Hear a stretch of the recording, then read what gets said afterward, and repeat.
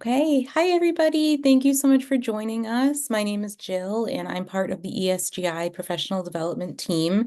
I am looking forward to working together tonight to provide you with a nice tour and an overview of the newly launched ESGI administrator account. So this was released in December, and if you've logged in since then, you've already gotten a sense of what this new account looks like. And our goal here tonight is to help you find all of the things that you're used to finding and then give you a little bit of an overview of what's new. So without further ado, I'm going to go ahead and share my screen and we can get started. This, as you've likely already seen if you've already logged into your account, is your new ESGI administrator dashboard. When you log in, you will land instantly in this dashboard. Prior to the launch of this new experience, you landed on a screen where you could select from 3 tiles, and a lot of our administrator users were going ahead and jumping right into data and reports. So we will absolutely make sure that we explore that together today. But now, in the new experience, you have your very own dashboard that you can customize. So when you log in, you have right at your fingertips the data that is the most relevant and actionable. So you can immediately see what it is that you're looking for at a glance, even if you don't have time to dig much deeper. Let's get the lay of the land here, and we'll start over on the left of the screen. You can see ESGI admin, so you know that you are logged in as an administrator. For this demo, I am logged in as a district administrator. So you'll see that there's data in here for demo schools and teachers and students across all of those schools. If you are attending this evening and logging into ESGI as a school administrator, you will have access just to the data from the teachers and specialists and students at the school over which you have that you're supporting. So keep that in mind. Anytime I'm highlighting something and you're seeing multiple schools, if you are a school administrator, you won't have access to all schools district-wide. Now, something all of our administrator users have, but teachers and specialists do not, is the ability to toggle back and forth between different academic years. So we're looking at the current 24-25 academic year. This demo account does not have data prior to that, but if you have been using ESGI for multiple years, you could go ahead and toggle back that way. Now you can see the dashboard icon. When I hover, it turns purple, but otherwise it is blue. That is an indication that you are currently in your dashboard. Now this dashboard by default will have one of each of our 3 widget types. So those widgets are district performance, demographic performance, and then students needing support.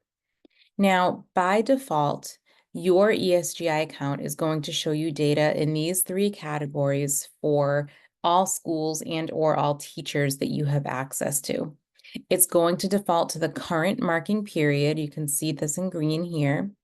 And that means that if you haven't yet tested in that current marking period, you won't see any data here. So no need to be alarmed. I did want to explain the default settings for these widgets. So if we don't touch anything in this dashboard, and we want you to customize this dashboard so it's just how you need it, that is what you will see. All data across all teachers and schools that you have access to for the current marking period. But let's take a look at how we might customize this dashboard so it's a little bit more helpful to us.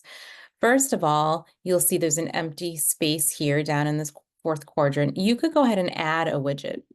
Now, again, these are your 3 widget types, and you might be thinking, well, why would I want to add one? I've already got one of each. Once you start customizing, you'll see that you have a use for multiple demographic performance widgets, for example. Perhaps one of your demographic performance widgets is focusing on students with free and reduced lunch, and you want to look at some other demographics in other visuals here. So you might want to add to your dashboard. In that case, you would simply select the widget you'd like to add, click add, and it will appear. It doesn't look the same as the demographic performance widget above it because it automatically goes into edit or customize mode. So if I, let's see, I'm gonna close, well, let's edit first and then I'll show you how you get here without adding a new one.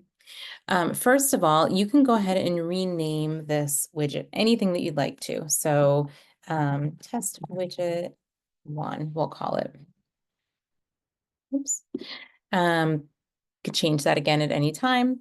Now that I've input my new name, I'm going to make some decisions about what exactly I want this to look like. By default, you'll see a box plot, but I would like to see a pie chart here.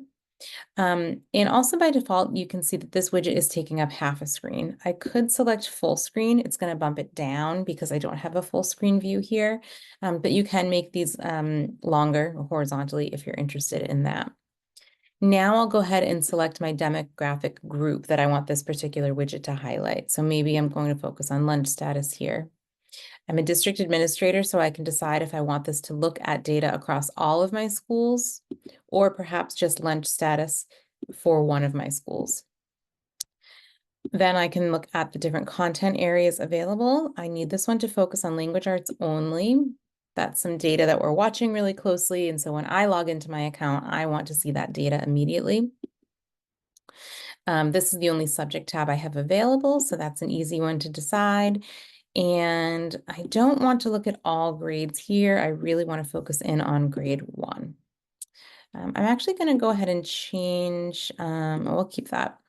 Let's see. So now I decide the date that I'm looking at here. Is it a single period, 2 periods?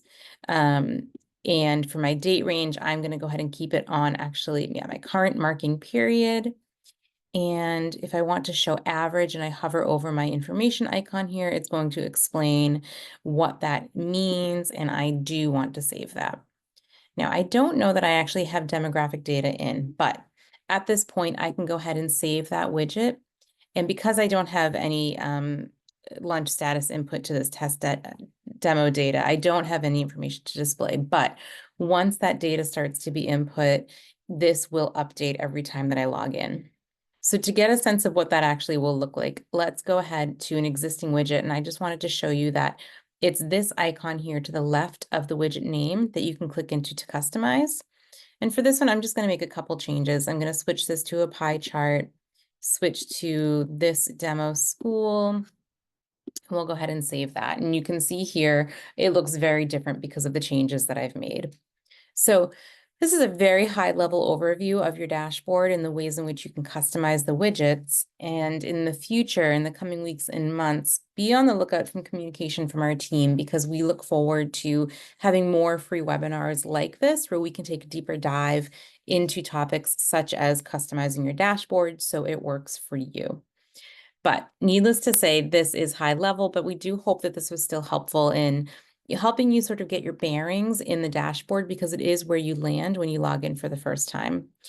Before I move on to data, I wanted to point out also that the last updated date and timestamp here is really important. So you'll always know exactly what data is being pulled. This updated about an hour and 15 minutes ago. So although I don't see any assessments, being administered during this time of the evening, if there were, those wouldn't be captured in the data. So this does update frequently, but we put this stamp here just so you have the opportunity to see that. Your plus icon will allow you to add more widgets. You can you can move the placement of your widgets around here. And so a few different opportunities for customization there. Next is our data tab. This is where a lot of our administrators were used to navigating to after logging in prior to this update. So we wanted to make sure that we took some time to give an overview here. Now, again, I'm a district administrator, so by default, when I click into my data tab, you can see that all 5 schools are showing in the table in the center of my screen. Now, if I look in my data tab, I can see additional information here that across those 5 schools, I have 31 teachers. I don't have any specialists, 32 classes, 1 group that I've made, no specialist groups, and 676 students. Schools is selected. So in the center of my screen, I'm seeing data for my schools. Fairly intuitive here, but if you were to click on teachers, you would see information for all 31 teachers. Similarly, if you click into students, you'll see those students appear down here below. But what you might have noticed is that regardless of where I am, students, classes, teachers, schools, The district reports button in the lower right hand of the screen persists. This will be available to you while you're clicking through the different data tab options here because you're looking at a district-wide level. So if you were to click on the district reports tab, you will be back in familiar territory here. So these are the reports that you're likely used to accessing from your previous administrator account. If you want to go ahead and look at district growth, you can simply click in. You'll see that report appears here. As always, you have options to show marking periods, to show number of students, and then you can print and download just as you've always been able to. You can also simply scroll. So I'll close that out and then I'm back to the district reports window and I can go ahead and select a different report if I'd like to. So this should look and feel familiar to you. I'm going to close this one out. And so again, just one more time to retrace my steps. When I log in, I will land on my dashboard. I'll click into my data tab, and then regardless of what I have selected on the left, you'll see that district reports button is available on the lower right. Click into it, and then from there, you'll just select the report you'd like and either view, download, or print. Okay, so let's click back into schools and talk about this information in the center of the screen. You can customize what you're seeing here with, again, our customization icon in the upper right. You could decide that you don't want to see the class ratio. Maybe that's just taking up too much space and you want to clean this up. And from here, you could go ahead and download this report just as you're seeing it now. You can also click into one of your schools here. So you'll notice when I click onto my demo elementary, my menu on the bottom changes. Suddenly that district reports button is gone and you see a school reports button. This is because I'm now focusing in on a specific school. So I can go ahead and click school reports. And again, as you probably would have expected to see, the familiar window for your school reports, you can go ahead and click onto item analysis. And again, familiar territory here. We're seeing what we're used to seeing in ESGI always. You can make some customizations to this report and then also go ahead and download it. Now I'm going to close that out. And I also want to point out at the bottom that you're seeing information about that particular school, and you can view the test results for that school as well. When you click into view test results, you still have your school reports button available, and you can still make some decisions here about which subject tabs you're viewing, which grade levels you're viewing, and how you'd like this information to be sorted. Close that out. Also from here, you can get a closer look at the teachers, specialists, classes, and students in that school simply by clicking, and you'll see that the data in the center has changed again. All right. I also want to point out that while we were sort of using schools as our starting point, you can click into teachers here. And if you need to, you can click into the individual teacher's name to get a sense of how many classes they teach, how many students they have, and then you can view the test results for that teacher's classes. You can run reports from here or take a closer look at those 24 students. It's easy to get back to where you started from just by going back to this data tab in the left, the data column in the left of your screen, clicking back into schools, and you're back in the beginning there. And take a quick look to see if we have any questions. And I think we are okay to move forward. I did want to quickly point out that we have a search tool here as well. So if there's a specific teacher or student that you're looking for, you could go ahead and just start to type that in, and information would pop up as you continue typing. Okay. Let's keep on going. And the next stop on our tour is the subject tabs. This is where you can create new subject tabs that you'll share out with schools across your district. You'll fill those tabs up with common shared assessments that your teachers will use. And as they all administer the same assessments to their students, the data in your account will grow. And that really is the power in ESGI. We are really encouraging of our administrator users to take full advantage of the subject tab manager to ensure that your teachers school by school have the same access to the same assessments, and the students are taking those assessments. It is your decision if you want to give your teachers the agency to also do their own assessments that might be unique to their classrooms. But as a reminder, all of the data that we've been looking at, the data that lives in the reports that we're talking about and taking a look at together today, that comes from taking advantage of these subject tabs in the common assessments that you'll be pushing out to your teachers. So let's talk about how to create one of those subject tabs.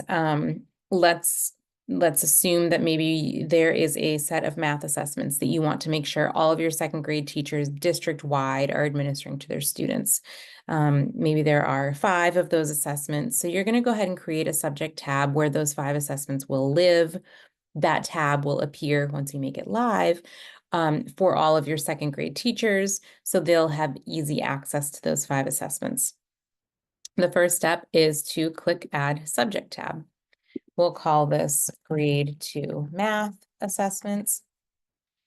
We would suggest that you make this inactive while you're building it, because if it's not inactive and you select a publish date, which we'll get to, that is now, your teachers could potentially start using these assessments and you might not be ready for them to start administering them. You might still be building them.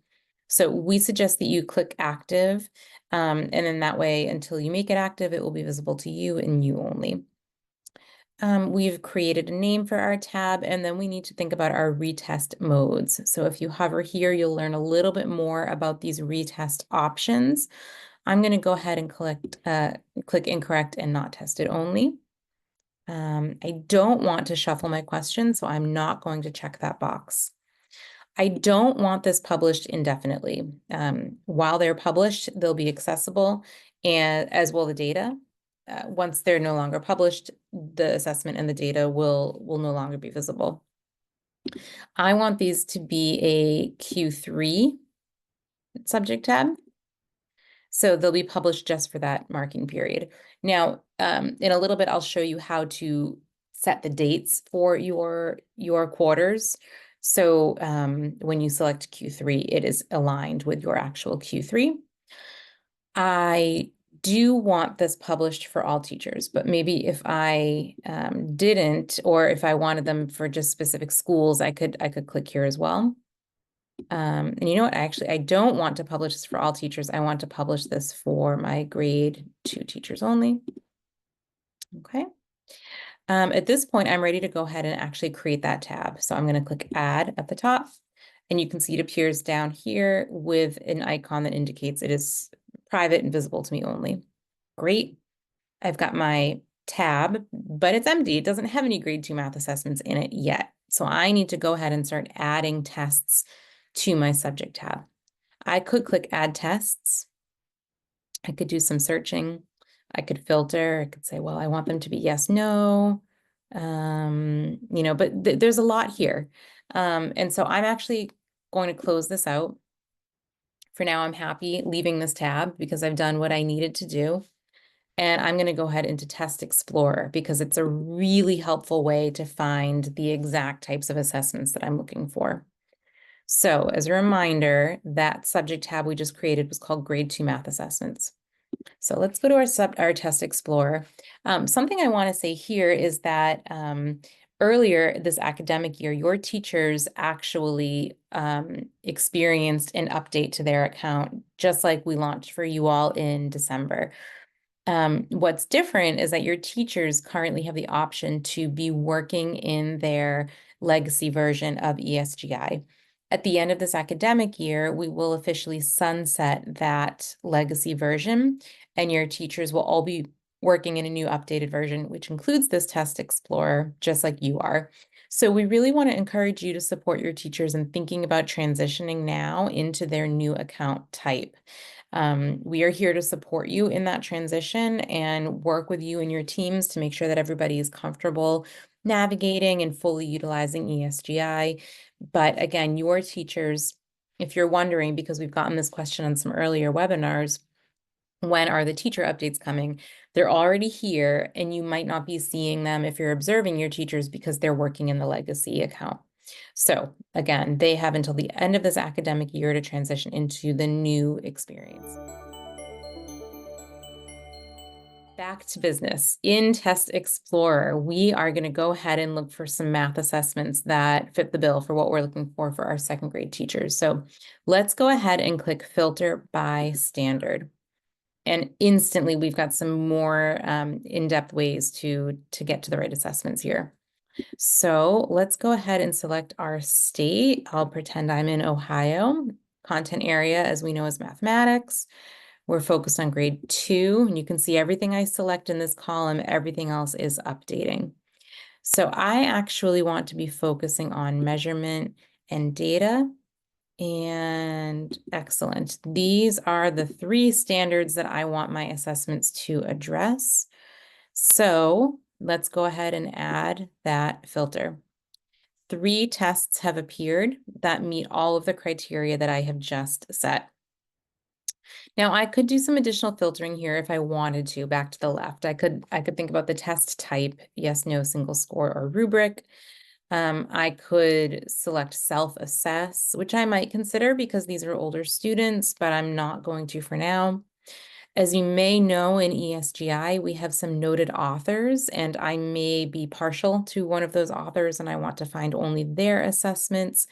We also have some series of assessments, and so I could do some additional filtering. But for now, I see that these all fit what I'm looking for. So I'm going to select them. I will click Add Selected, and boom, right at the bottom, I see my grade 2 math assessments. Excellent.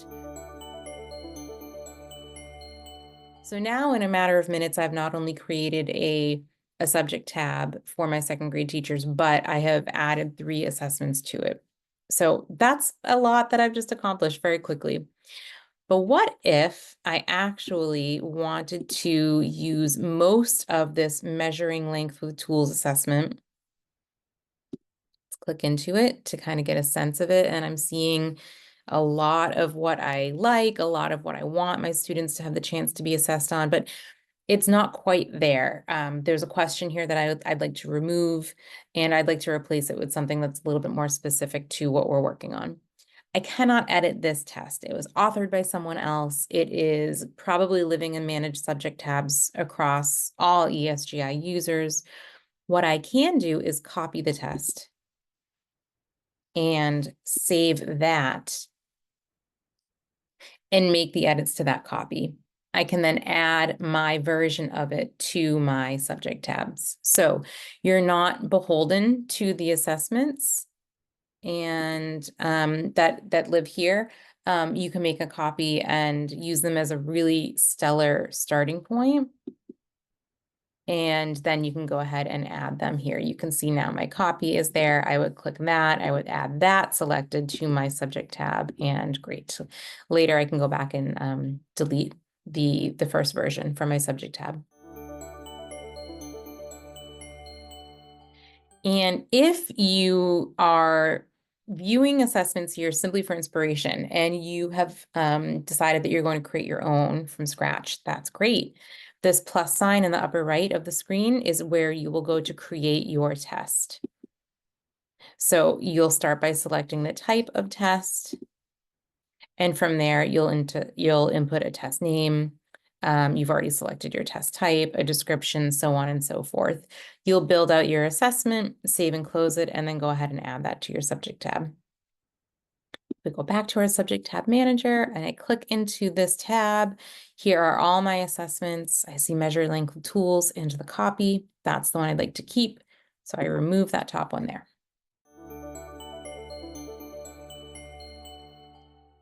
In our last few minutes, I wanted to point out quickly that we do have a student manager tab here.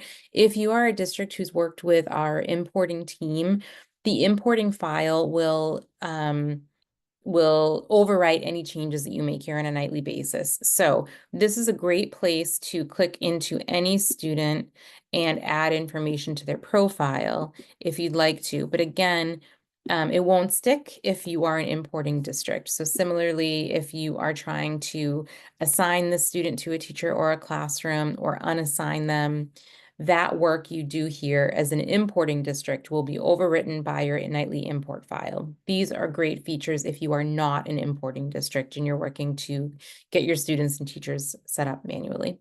So that's a quick look at our student manager.